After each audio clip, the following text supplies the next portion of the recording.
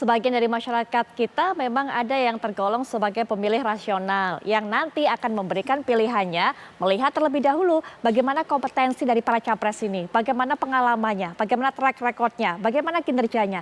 Tapi banyak juga dari masyarakat kita yang tergolong sebagai pemilih psikologis. Mereka kemudian memilih berdasarkan penampilannya, berdasarkan kemudian jenis kelaminnya, melihat karakter capresnya, termasuk juga melihat citra diri, melihat image yang dibangun oleh para calon presiden ini. Dari debat kemarin, para capres, para calon presiden sudah menunjukkan diferensiasi. Adanya perbedaan image citra diri yang berusaha ditunjukkan, berusaha ditonjolkan. Mampukah kemudian citra tersebut bisa meraih suara, bisa meraih dukungan, dan juga mencuri hati masyarakat. Kita akan bahas di malam hari ini di Apa Kabar Indonesia Malam Akhir Pekan bersama dengan para narasumber yang sudah bersama kita, yang ada di samping saya selaku pengamat politik yang akan juga menjelaskan nanti bagaimana dari sudut pandang politik apa efek dari gestur ataupun juga apa efek dari gaya yang ditampilkan, citra yang ditampilkan oleh para capres ini, apakah kemudian akan berpengaruh kepada elektabilitasnya. Mas Khairul Umam sudah bersama kita. Assalamualaikum warahmatullahi wabarakatuh. Selamat malam Mas Khairul Umam. Kemudian juga sudah hadir di samping saya yang juga mewakili pasangan 03, pasangan Pak Ganjar, pasangan Pak Mahfud MD, yaitu Mas Eko Kuntadi. Assalamualaikum warahmatullahi wabarakatuh. Selamat Mas malam, Eko. Ya, hadir pula perwakilan dari dua pasang capres lainnya. Ini sudah hadir dari nomor 02, saya akan absen mundur karena dari nomor 03 terlebih dahulu. Dari 02, yaitu ada Bang Daniel Ansar Simanjuntak. Assalamualaikum warahmatullahi wabarakatuh. Selamat malam Bang Daniel. Waalaikumsalam Mbak Putri, selamat malam. Baik, dan juga ini ada Mas Muhammad Khalid yang juga mewakili dari pasangan nomor urut 1, yaitu Pak Anies Baswedan. Assalamualaikum warahmatullahi wabarakatuh. Selamat malam Mas Khalid. Waalaikumsalam warahmatullahi wabarakatuh. Selamat malam semuanya. Baik, tidak lupa juga saya akan perkenalkan, beliau ini juga merupakan pakar mikroekspresi yang nanti juga akan menelaah lebih detail lagi, lebih dalam lagi bagaimana gestur, bagaimana kemudian air muka dan sebagainya yang coba ditampilkan oleh para calon presiden. Sudah hadir bersama kita secara daring Ibu Monika Kumalasari. Selamat malam Bu Monika. Selamat malam Mbak Putri, selamat malam Bapak-Bapak di studio dan di Zoom. Iya, Bu Monika langsung saja. Kami ingin semuanya mendengarkan pengamatan dari Bu Monika. Kalau pengamatan ataupun juga pendapat dari masyarakat mungkin sebagian kita sudah dengarkan.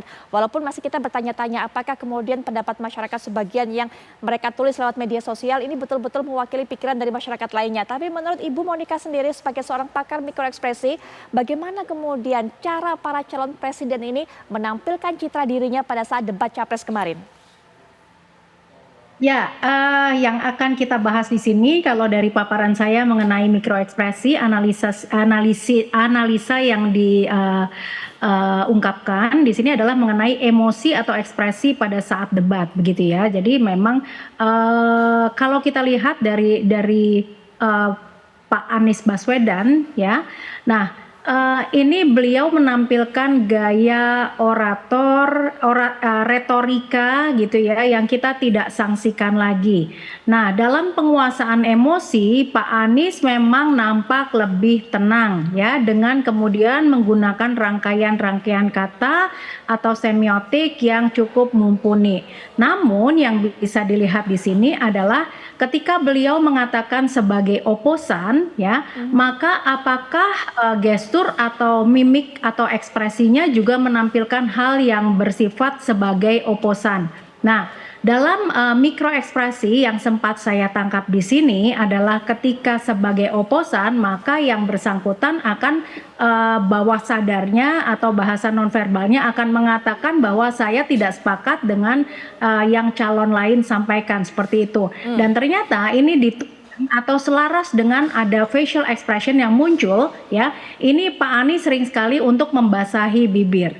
Ini beberapa kali nampak seperti itu. Nah, ini boleh kita ambil beberapa hipotesis. Yang pertama adalah karena ketidaksetujuan dengan konteks yang sedang disampaikan oleh lawan bicaranya.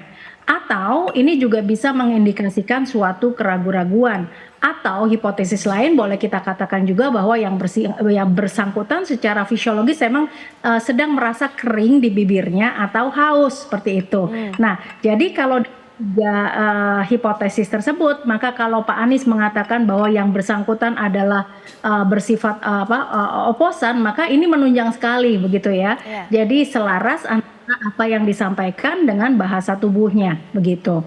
Nah, kemudian dari calon nomor 2 ya dari Pak Prabowo Subianto ini kita amati dan juga yang beredar di masyarakat di sini adalah apa yang bisa ditangkap oleh masyarakat adalah mengenai suaranya gitu ya. Jadi kalau kita mengamati dari facial expression, saya agak mengenyampingkan hal ini karena walaupun di wajah manusia itu ada 53 otot wajah yang bertanggung jawab untuk menampilkan emosi-emosi yang sedang beliau pikirkan atau rasakan ya. Ya. Tetapi karena dengan mempertimbangkan kondisi kesehatan yang lalu begitu ya, ini juga akan berpengaruh terhadap ekspresi wajah. Nah, yang justru terlihat di sini adalah mengenai intonasi suara begitu.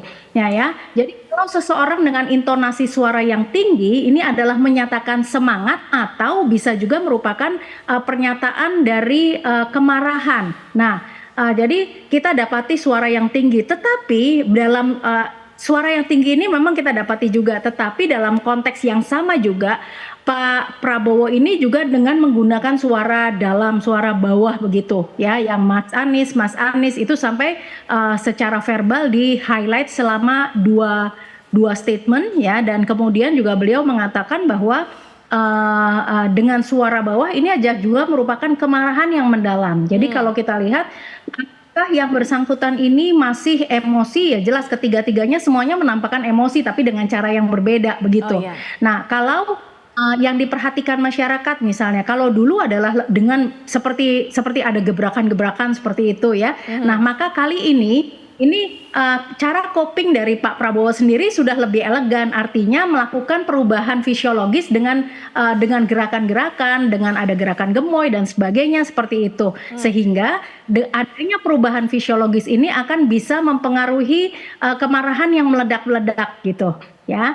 Nah, ini kalau dari Pak Prabowo. Jadi kalau saya mau meng-highlight bahwa apakah terjadi perubahan secara signifikan dalam cara menghandle emosinya, iya ya, dari Pak Prabowo. Jadi kalau kita lihat dari dua kontestase sebelumnya ini berubah. Nah, kalau dari Pak Ganjar ini kita banyak melihat ada social smile ya.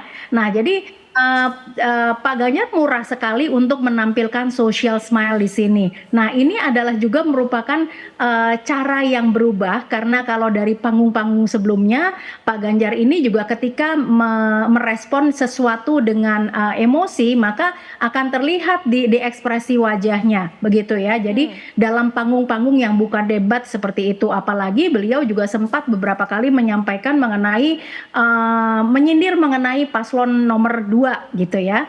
Nah, seperti itu. Jadi ini yang menolong Pak Ganjar sehingga dalam debat ini ya, beliau ini yang membawa isu-isu mengenai hal-hal yang praktikal ini menjadi lancar mengalir dan juga terlihat tenang seperti itu.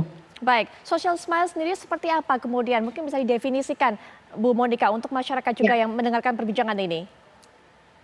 Ya, jadi gini, ketika seseorang menangkap suatu isu ya yang tidak sesuai dengan harapannya, maka kemungkinan ekspresi yang ditangkap adalah bisa merupakan kemarahan, bisa merupakan kesedihan dan sebagainya.